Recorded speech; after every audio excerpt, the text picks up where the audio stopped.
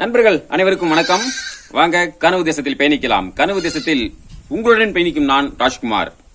நண்பர்களே, இந்த பதிவில் எதை பற்றி பார்க்க போறோம் அப்படின்னா, நாம் தமிழர் கட்சியினுடைய வீழ்ச்சிக்கும் தோல்விக்கும் காரணம் சாட்டை துரைமுருகன் அப்படிங்கிற ஒரு குற்றச்சாட்டு பரவலாக எழுப்பப்படுது. உண்மையிலேயே சாட்டை துரைமுருகன் தான் காரணமா, இல்ல அதை தாண்டி வேற என்ன உண்மை காரணம் அப்படிங்கறது தான் இந்த காணொலி பதிவில் கொஞ்சம் தெளிவா பார்க்க போறோம்.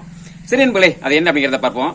கொஞ்சம் இடையில அந்த ஆட்டுக்குட்டி இங்க மூடி இருக்கேன், அது கொஞ்சம் சத்தம் ஒளி எழுப்போம், அதனால அதெல்லாம் கொஞ்சம் மனசை எடுத்துக்காதீங்க. சரி நண்பர்களே, வாங்க இப்ப நேரா விடயத்துக்குள்ள போயிடலாம். அதாவது பாத்தீங்கன்னா, இப்ப கடந்த சட்டமன்ற தேர்தல் 2026 சட்டமன்ற தேர்தல் முடிவு அப்படிங்கிறது இப்ப மே 4 வந்தது. அந்த முடிவெல்லாம் பார்க்கும்போது நமது நாம் தமிழ்ச்சி உறவுகள் நம்ம நிறைய என்ன எதிர்பார்த்தோம் அப்படின்னா, எப்படியும் இந்த தேர்தலில் நாம் தமிழ்ச்சி ஒரு 10% தாண்டி ஒரு 12 ஒரு 15%, அதிகபட்சம் 20% வரைக்கும் நம்ம வாக்கு சதவீதம் வாங்கிடுவோம். அண்ணன் சீமான் அவர்கள் காரைக்குடி தொகுதியில வென்று முதல் ஆளா சட்டமன்றத்தை வென்று முதல் ஆளா சட்டசபைக்குள்ள போவாங்க அப்படிங்கிற மாதிரி நமது நாம் தமிழ்ச்சி உறவுகள் உலக தமிழர்கள் வரைக்கும் நிறைய தமிழர்கள் அவளோட எதிர்பார்த்தாங்க. ஆனா முடிவு அப்படிங்கிறது வேற மாதிரி இருந்தது. ஏற்கனவே வாங்கின 8% பாதியா வாக்கு சதவீதம் குறைஞ்சது. அது மட்டும் இல்லாம அண்ணன் சீமான் அவர்களையும் வெல்ல முடியல. இதுதாங்க இந்த தேர்தல் முடிவினுடைய உண்மை நிலவரம். ஆனா நம்ம யாரும் எதிர்பார்க்காத ஒரு திருப்பு முனையா திமுகவும் வரல. நான் என்ன நினைச்சேன் அப்படின்னா, திமுக தான் வரும் அப்படிங்கிற நான் நினைச்சேன். யாரும் எதிர்பார்க்காத வகையில இப்ப 2 வருடத்துக்கு முன்னால கட்சி தொடங்கிய நடிகர் விஜய் அவர்களுடைய தாவேகா அந்த டிவிகே அப்படிங்கிறது அவர் அதிக இடங்கள்ல வென்று இன்னைக்கு ஆட்சி அமைக்க போராடிக்கிட்டு இருக்காரு. இன்னும் ஆட்சி அமைக்கல. இன்னும் அதுக்கு தேவையான பெரும்பான்மையான இடங்கள் அவருக்கு கிடைக்கல. அதை பற்றி நம்ம அடுத்து பேசுவோம். இப்ப இந்த சூழ்நிலையில இப்ப நாம் தமிழ் கட்சி மிகப்பெரிய ஒரு தோல்வி அடைஞ்சிருக்காங்க. இந்த தோல்விங்கிறது நமது கட்சிக்கு மட்டும் இல்ல, விஜயனுடைய வருகையால் 3 கட்சிகளுக்குமே மிகப்பெரிய ஒரு தோல்வி, மிகப்பெரிய ஒரு வீழ்ச்சி அப்படிங்கிறது இருக்கு. அதாவது திமுக பாத்தீங்கன்னா 40-50% வாங்கியிருந்தாங்க கடந்த தேர்தலில். அது இன்னைக்கு பாதியா குறைஞ்சு இன்னைக்கு 20% அப்படி வந்திருக்காங்க. அதே மாதிரி அதிமுக ஏற்கனவே அந்த பழைய அந்த சதவீதத்தை தக்க வச்சிருக்காங்க.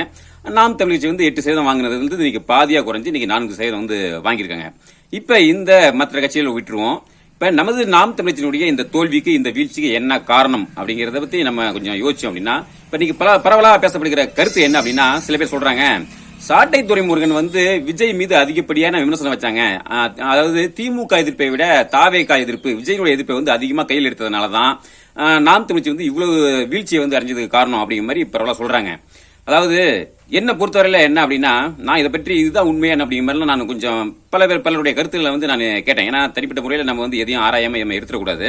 பலரும் சொல்லக்கூடிய கருத்து என்ன அப்படின்னா, இல்ல சாட்டை துரைமுருகனால அவர் விஜயனுடைய தீவிர அந்த எதிர்ப்பு, தாவேக்காருடைய தீவிர எதிர்ப்பு அது காரணமானலாம் தோல்வி கிடையாது. அதாவது இப்ப ஒரு அடிப்படையான ஒரு கேள்விதாங்க. இப்ப என்ன சொல்றாங்க, சாட்டை துரைமுருகன் மீது குற்றம் சாட்டுபவர்கள் என்ன சொல்றாங்க அப்படின்னா, இவர் திமுக எதிர்ப்பை விடுத்து விஜயையும் தாவேக்காவும் அதிகமா எதிர்த்தாங்க, அதிகமான விமர்சனம் வச்சாங்க, அதனாலதான் அந்த மாதிரி நாம் தமிழ் கட்சி மிகப்பெரிய வீழ்ச்சி அடைஞ்சது அப்படின்னு சொல்றாங்க. இதை சொல்லக்கூடியவர்கள் யார் அப்படின்னு பாத்தீங்கன்னா, இந்த விஜயனுடைய ஆதரவாளர்கள், தீவிர ஆதரவாளர்கள், அவங்க இந்த குற்றச்சாட்டை முன்வைக்கிறாங்க. அடுத்தது நாம் தமிழ் கட்சியினுடைய ஆதரவாளர்கள் சில பேர், அது சாட்டை துரைமுருகனை பிடிக்காத சில பேர் இந்த குற்றச்சாட்டை வைக்கிறாங்க. இப்ப பல பேர் அந்த ஒரு கேள்வி எழுப்பினாங்க. அந்த கேள்வியை தான் நானும் எழுப்புறேன். இப்போ ஒருவேளை சாட்டை துரைமுருகன் விஜய் எதிர்க்கலங்க, விஜயும் தாவேக்காவும் எதிர்க்கல, நம்ம நாம் தமிழ்ச்சி ஆதரவாகவே செயல்பட்டு இருக்காங்க. அப்படிங்கிற சூழ்நிலையில இந்த விஜயனுடைய ஆதரவாளர்கள் நாம் தமிழ்ச்சிக்கு ஆதரவா வாக்கு செலுத்திருப்பாங்களா அப்படிங்கறது ஒரு கேள்வி நிறைய பேர் எழுப்புறாங்க. இப்ப என்னுடைய கேள்வி அதுதான். சாட்டை துரைமுருகன் தாவேக்காவையும் விஜயும் எதிர்க்கல அப்படின்னா விஜயனுடைய ஆதரவாளர்கள் யாருக்கு வாக்கு அளித்திருப்பார்கள்? விஜய்க்கு தானே வாக்கு செலுத்துவாங்க, நாம் தமிழ்ச்சிக்கு வாக்கு செலுத்த போறாங்க. அப்ப லாஜிக்கா இந்த விஷயத்தை பார்க்கும் அப்படிங்கும்போது இது ஒரு சாக்கு போக்கு. நாம் தமிழ் கட்சி ஒரு தோல்வி அடைஞ்சது, அது என்ன காரணம் அப்படின்னா, அந்த சூறாவளி, விஜயனுடைய அந்த திரை கவர்ச்சி, அந்த விஜயனுடைய சூறாவளி, விஜயனுடைய சுனாமி, என்ன வச்சுக்கலாம்.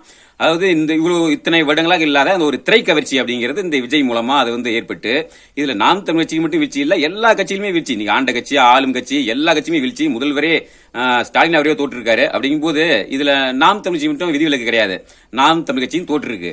அப்ப இதுக்கு என்ன காரணம் அப்படிங்கும் போது, அப்ப இதுல சாட்டை துரைமுருகன் தான் காரணம் அப்படிங்கறத என்னால ஏத்துக்க முடியாது. ஆனா அதே சமயத்துல சாட்டை துரைமுருகன் தாவேக்காவையும் விஜய் எதிர்ப்பு கருத்துல விமர்சன கருத்துல வச்சாங்க. என்ன அப்படின்னா, எனது கருத்து, தனிப்பட்ட கருத்து என்ன அப்படின்னா, பலருடைய கருத்து என்ன அப்படின்னா, கொஞ்சம் அந்த கடுமை அந்த வார்த்தைகளை சரியான முறையில பயன்படுத்திருக்கலாம். அதை வேணும்னா நான் ஏத்துக்கிறேன். மற்றபடி விமர்சனமே செய்யக்கூடாது, விமர்சிக்கவே கூடாது அப்படிங்கறதெல்லாம் ஏத்துக்க முடியாது. விமர்சனம் செஞ்சுதான் ஆகணும். ஏன்னா அவர் கொள்கை வந்து ஒரு அந்த சரியில்லாத கொள்கை கிடையாது. அவருடைய செயல்பாடுகள், அந்த டிவிகே கட்சியினுடைய செயல்பாடுகள் ஒரு திரைக்கட்சி மட்டும் வச்சு வராங்க, வேற எந்த ஒரு தொலைநோக்கு திட்டம் இல்ல, கொள்கை இல்ல அப்படிங்கும் போது நம்ம எதிர்த்து தான் ஆகணும். ஆனா சில வார்த்தைகளை வந்து கொஞ்சம் கண்ணியமான முறையில, கொஞ்சம் சரியான முறையில பார்த்து வந்து விமர்சனம் வச்சுக்கணும் அப்படிங்கறதுல எந்த மாற்று கருத்து இல்ல. அதை வந்து சாட்டை துறைமுறை வந்து அதை கையாண்டிருக்கணும். அந்த விதத்துல எனக்கு வந்து அது உடன்பாடு கிடையாது.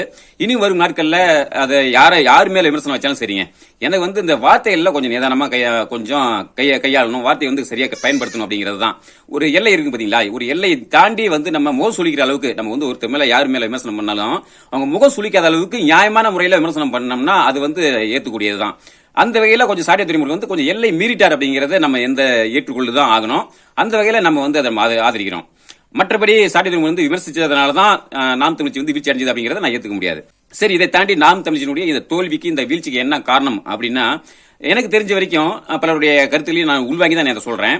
அதாவது திமுக எதிர்ப்பலை அப்படிங்கிறது மிகப்பெரிய இருக்கு. ஏன்னா 5 வருடம் இந்த திமுக ஆட்சியினுடைய அந்த மோசமான ஆட்சி எல்லா வகையிலும் லஞ்சம், ஊழல், கொலை, பாலியல் வன்கொடுமை, அவங்களுடைய அராஜகம், ரவுடிசம் இதெல்லாம் பார்க்கும்போது பொதுவான மக்களுக்கு நிச்சயம் வந்து திமுக ஆட்சி எப்படியாவது ஒழிக்கணும், திமுக வீழ்த்தி ஆகணும் அப்படிங்கிற ஒரு நிலைப்பாடு மக்கள் வந்து எடுத்துட்டாங்க. அப்ப மாற்று அப்படிங்கும் போது இங்க யார் இருக்காங்க? ஏற்கனவே அதிமுக அப்படிங்கிறது ஏற்கனவே அவங்களும் அதே மாதிரி தான். அப்ப இந்த இடத்துல மாற்று அப்படின்னா இந்த இடத்துல நாம் தமிழ்ச்சி இருக்கு, அப்புறம் புதிதாக வந்த விஜய். இப்ப இந்த இடத்துல திமுக ஒழிச்சே ஆகணும் அப்படிங்கும் போது இதுல இயல்பாகவே சில தமிழ் தேசிய ஆதரவாளர்கள் என்ன பண்ணிட்டாங்க அப்படின்னா, இந்த இடத்துல நாம் தமிழ்ச்சி இந்த தேர்தலில் நாம் தமிழ்ச்சி வெல்லக்கூடிய இடத்துல இருக்குதா அப்படிங்கிற மாதிரி அவங்க பார்க்கிறாங்க. இப்ப திமுக வீழ்த்தணும், அப்ப மாற்றுன்னா வேற யாரு? உடனே இப்ப இன்ஸ்டன்டா அவங்க சில பேர் எதிர்பார்க்கறது என்னன்னா, இன்ஸ்டன்டா எனக்கு இப்ப வந்து உடனடியே எனக்கு திமுக வீழ்த்தணும், அப்ப நாம் தமிழர்ல இப்போதைக்கு முடியாது, அவங்க வந்து வளர்றாங்க, இருக்கட்டும், ஒரு பக்கம் இருக்கட்டும், இப்போதைக்கு எனக்கு திமுக வீழ்த்தணும் அப்படின்னா அப்ப எனக்கு இருக்கிற ரெண்டே வாய்ப்பு என்னன்னா, ஒன்னு அதிமுக, அது வந்து ஏற்கனவே திராவிட கட்சியா இருந்தாலும் அதனுடைய தலைமை வந்து ஒரு தமிழரா இருக்காரு, அது ஒரு காரணம். இன்னொரு பக்கம் நடிகர் விஜய், அது கொள்கை இல்ல, கோட்பாடு இல்ல, எதா இருந்தாலும் விஜய் வந்து ஒரு தமிழன் அப்படிங்கிற வகையில ஒன்னு அதிமுக, இன்னொன்னு தாவேகா, இந்த 2 கட்சி தான் ஒரு வாய்ப்பா இருக்கு. அப்படிங்கும் போது இயல்பாக என்ன பண்ணிட்டாங்க, சில தமிழ் தேசிய ஆதரவாளர்கள் சில பேர் என்ன பண்ணாங்க அப்படின்னா, சில பேர் வந்து டிவிகேவுக்கும் விஜய்க்கும், சில பேர் வந்து அதிமுகவுக்கும் வாக்கு செலுத்திருக்காங்க. அந்த வகையில தான் நமது நாம் தமிழ்ச்சிக்கு சேர வேண்டிய வாக்குகள், விழ வேண்டிய வாக்குகள் வந்து இப்படி 2ஆ பிரிஞ்சு போய் நம்ம நாம் தமிழ்ச்சி வந்து ஒரு வீழ்ச்சியை அடையிறதுக்கான காரணமாக தான் நான் பார்க்கிறேன். இதை பற்றினா உங்களுடைய கருத்துக்களையும் நீங்க சொல்லுங்க. இது என்ன வேற என்ன காரணமா இருக்க முடியும் அப்படின்ட்டு. அது தாண்டி சில பல காரணங்கள் இருக்கு. என்ன பொறுத்தவரை அண்ணன் சீமான் மீதும் அவருடைய அரசியல் அணுகுமுறையும் இன்னும் கொஞ்சம் சிறப்பா இருக்கணும் அப்படிங்கிற மாதிரி தான். ஏன்னா நம்ம வந்து நாம் தமிழ் அண்ணன் சீமானின் தம்பிகள் தான், சீமானின் தம்பி தங்கைகள் தான் இருக்கோம். நம்ம என்னதான் இருந்தாலும் அண்ணன் சீமானை விட்டும் நாம் தமிழ்ச்சி விட்டும் பிரிய போறது கிடையாது. நான் வந்து உறுதியா சொல்றேன், நான் இனிமே எவ்வளவு நாளா இருந்தாலும் சரி, எனது வாழ்நாள் முழுவதும் வந்து எனக்கு நாம் தமிழ் கட்சி தான், அண்ணன் சீமான் தான் எனது அண்ணன். ஆனா அதே சமயத்துல அண்ணனா இருந்தாலும் அண்ணனுடைய சில குறைகளையும் சுட்டி காட்ட வேண்டியது இந்த தம்பியினுடைய பொறுப்பாகவும் கடமையாகவும் நான் பார்க்கிறேன். அந்த விதத்துல அண்ணன் சீமான் அவர்கள் வந்து மேடையில் பேசும்போது அண்ணன் சொல்லுவாங்க, மனதுக்குள்ள இருக்கிற ஆதங்கம், அதனுடைய அந்த வெளிப்பாடு, இந்த கோபத்தின் வெளிப்பாடா சில நெருப்பு துண்டுகள் வெளியே வந்து வரதான் செய்யும் அப்படின்னு சொல்லி இருப்பாங்க. அதை வந்து எனக்கு தெரியும், நமக்கு எவ்வளவு வலி, எவ்வளவு வேதனை அதெல்லாம் தாண்டி வந்திருக்கோம். இருந்தாலும் இன்னைக்கு நிறைய மக்களை வந்து நம்ம போய் சேரணும் இல்லைங்களா?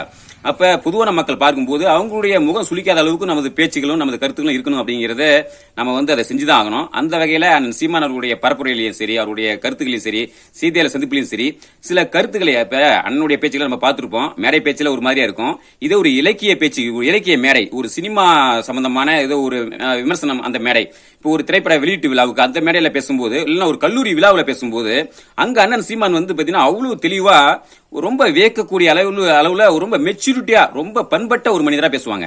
அப்ப அந்த அளவுக்கு நான் வந்து அதே மாதிரிதான் இங்க அரசியல் மேடையிலும் பேசணும்னு நான் எதிர்பார்க்கல. ஓரளவுக்கு கொஞ்சம் முகம் சுருக்கக்கூடிய வார்த்தைகளையும் சில கருத்துக்களையும் தவிர்த்தால் நல்லது அப்படிங்கிற மாதிரி எனக்கு தனிப்பட்ட கருத்தா சொல்றேன். எனக்கு தனிப்பட்ட கருத்து மட்டும் இல்ல, நிறைய பேர் எதிர்பார்க்கக்கூடியது அதுதான்.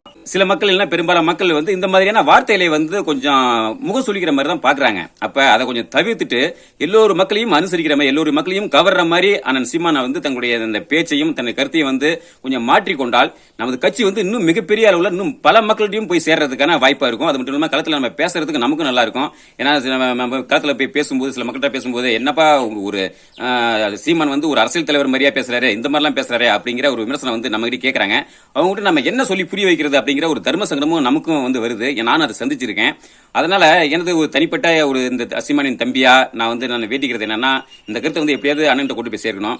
இவ்வளவு நாளா பேசிட்டாங்க, இவ்வளவு நாளா கத்தி பேசிட்டாங்க, இவ்வளவு நாளா போனது போகட்டும். இனி வரும் நாட்கள்ல வந்து அண்ணன் சீமான் அவர்கள் தனது வார்த்தையிலையும் தனது பேச்சிலையும் கொஞ்சம் கவனத்தை செலுத்தி ஆக்கப்பூர்வமா எல்லா மக்களையும் கவரக்கூடிய வகையில அவருடைய பேச்சு இருந்ததுன்னா களத்துல செயல்படக்கூடிய நமக்கும் வந்து இன்னும் உத்வேகமா இன்னும் அண்ணன் சீமானுடைய கருத்துக்களை கொண்டு போய் சேர்க்கறதுக்கு வசதியா இருக்கும். அதே சமயத்தில் நாம் தமிழ் கட்சி வந்து இன்னும் வரும் நாட்களில் மிகப்பெரிய அளவில் வளர்ச்சி அடையறதுக்கும் நிறைய மக்களை போய் சேர்றதுக்கும் ஒரு வாய்ப்பா இருக்கும் அப்படிங்கிறது தான் எனது கருத்தை பதிவு பண்றேன். சரி நண்பர்களே, நான் இதுவரைக்கும் பேசின இந்த கருத்துக்களை பற்றி அண்ணன் சீமானை பற்றி சாரி துருவன் பற்றின உங்களுடைய கருத்துகளையும் கீழே வந்து பதிவிடுங்க. சரி நண்பர்களே, இந்த தகவலை வந்து உங்களோட பகிர்ந்து கொள்ளதான் இந்த ஒரு காணொலி. மீண்டும் அடுத்த ஒரு பதிவில் சந்திப்போம். நன்றி, வணக்கம்.